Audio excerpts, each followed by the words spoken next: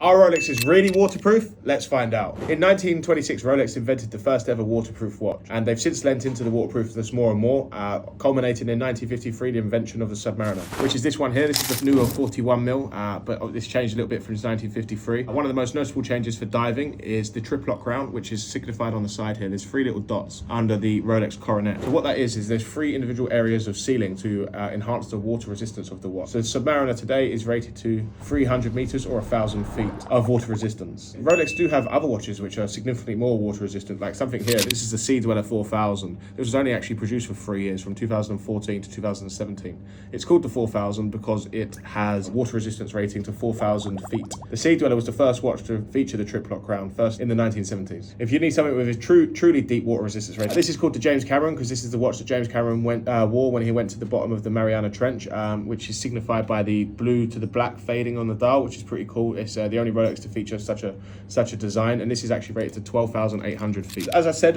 the answer does depend upon the watch. I mean, something like this is actually a 1985 16233, nearly 40 years old, and if you haven't had it checked and pressure tested and serviced before, it's unlikely to, be able to resist water in the same way that a modern one would. So if you had a watch like this, I'd recommend getting it serviced or looked at and pressure tested before going near any water, because water damage is one of the worst ways to damage a watch. As a general rule, like most modern watches, especially in the Rolex lineup, you'll be okay for going swimming, as long as you're not deep sea diving and getting in showers. However, heat and steam can definitely get into a watch. Make sure the crown's always done up, and you don't really need to wear it in the shower. If you don't have to, why would you? But I'd definitely avoid things like saunas, steam rooms, hot tubs, things like that, unless you have got one of these diving watches. But even then, probably not the best idea, but it's not nothing's going to happen. Actually happened to me once. I was wearing a Patek Nautilus in a steam room once. It ended up steaming up, getting water in it, and I had to spend $1,000 to repair it, which wasn't ideal, but I had to do it, and it was only going to get worse. So I'd avoid steam rooms at all costs, really. And yeah, that's sort of a general roundup of how I feel about the water resistance of Rolexes. If you want to see more watch content and interesting watch news, hit the follow button.